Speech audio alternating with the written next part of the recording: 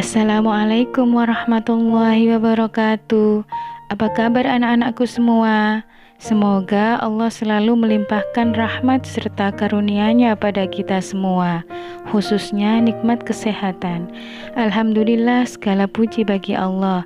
Mari kita senantiasa bersyukur atas segala nikmat yang telah Allah berikan kepada kita, berupa nikmat kesehatan, nikmat kekuatan, lebih-lebih nikmat keimanan.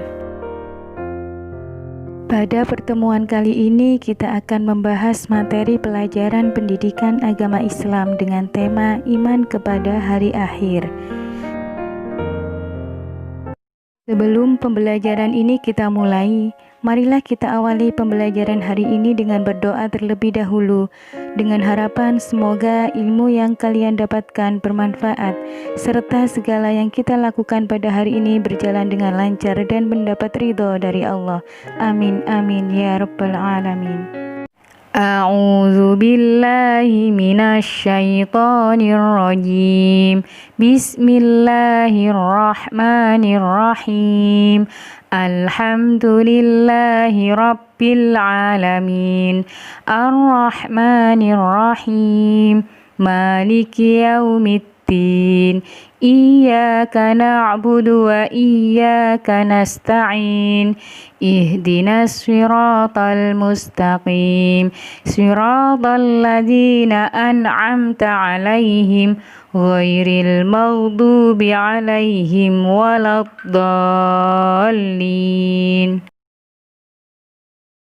Adapun tujuan pembelajaran pada materi ini antara lain makna iman kepada hari akhir, makna hari akhir, macam-macam hari akhir, makna kiamat sugro beserta tanda-tandanya, makna kiamat kubro beserta tanda-tandanya, dalil nakli tentang hari akhir, perjalanan menuju alam akhirat, hikmah beriman kepada hari akhir, serta contoh-contoh perilaku implementasi beriman kepada hari akhir.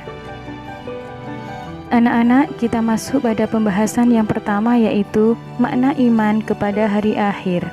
Iman berarti meyakini hari akhir adalah hari berakhirnya kehidupan di alam semesta. Jadi iman kepada hari akhir berarti meyakini bahwa kehidupan di alam semesta ini akan berakhir dan berganti menuju alam akhirat. Pada pembahasan yang kedua, yaitu makna hari akhir atau apa sih hari kiamat itu? Hari kiamat adalah hari di mana akan dihancurkannya seluruh alam semesta. Pada hari itu akan ditandai dengan ditiupnya terompet sangkakala oleh malaikat Israfil. Pada hari itu juga daratan akan porak-poranda, lautan meluap menumpahkan isinya, dan benda-benda di langit bergerak tanpa kendali. Pada hari itu juga manusia akan menjadi panik. Mereka akan berlari pontang-panting, tidak sempat mengenali sanak saudaranya ataupun para sahabat yang selama ini dipuja-puja. Semua ingin menyelamatkan diri, namun pada akhirnya semuanya mati, hancur dan menghadap Ilahi. Kemudian pada pembahasan yang ketiga adalah apa saja sih macam-macam kiamat itu? Para ulama mengelompokkan kiamat menjadi dua macam. Yang pertama adalah kiamat sugro, yang kedua kiamat kubro. Kiamat sugro yaitu terjadinya kematian yang menimpa sebagian umat manusia. Hal ini bisa kita lihat seperti kematian, banjir, kecelakaan, tanah longsor, tsunami. Pada hari itu, tidak hanya manusia saja yang mati, tetapi tumbuhan, hewan, bakteri, kuman, virus, jin, dan setan akan mengalami kematian.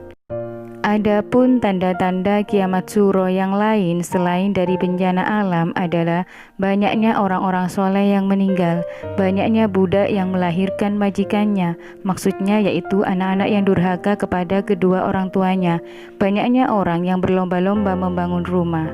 Selain itu, masih banyak juga tanda-tanda kiamat suro lain yang telah terjadi. Di antaranya yaitu kemungkaran dan kemaksiatan telah merajalela. Perzinahan telah dianggap hal yang biasa sehingga dilakukan secara terang-terangan. Kaum perempuan lebih banyak daripada kaum laki-laki. agama Islam hanya tinggal nama.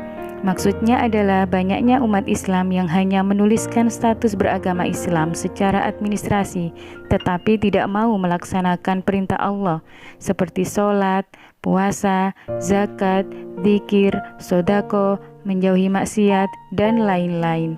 Banyak sekali masjid yang dibangun dengan megah, tetapi hanya sedikit yang beribadah dan berzikir kepada Allah. Mabuk-mabukan sudah dianggap hal yang biasa. Al-Quran hanya sebagai bahan bacaan, dan banyak sekali umat Islam yang tidak bisa membaca Al-Quran. Jadi Al-Quran hanya sekedar dibaca, tetapi tidak diterapkan dalam kehidupan sehari-hari. Maka telah lengkaplah tanda-tanda kiamat suro yang telah terjadi di muka bumi ini. Saya yakini kalian pun juga sudah melihatnya sendiri, seperti banyaknya anak yang lahir di luar nikah, perzinahan telah merajalela, banyaknya berita bohong atau yang biasa disebut dengan berita hoax, banyaknya saksi palsu, banyaknya orang soleh yang meninggal dunia. Masjid-masjid dihias dan dibanggakan, tetapi hanya sedikit yang beribadah. Banyaknya pemimpin yang fasik dan tidak amanah. Banyaknya gempa bumi, banyaknya wanita yang seolah-olah berpakaian tetapi pada hakikatnya telanjang. Adapun makna telanjang yang tersirat adalah mereka kaum wanita berpakaian yang menunjukkan lekuk tubuhnya. Kiamat yang kedua adalah kiamat kubro atau kiamat besar. Kiamat kubro yaitu terjadinya kematian dan kehancuran yang menimpa seluruh alam.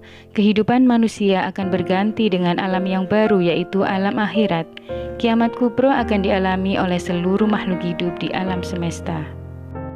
Sekarang pertanyaannya adalah, kapan hari kiamat itu?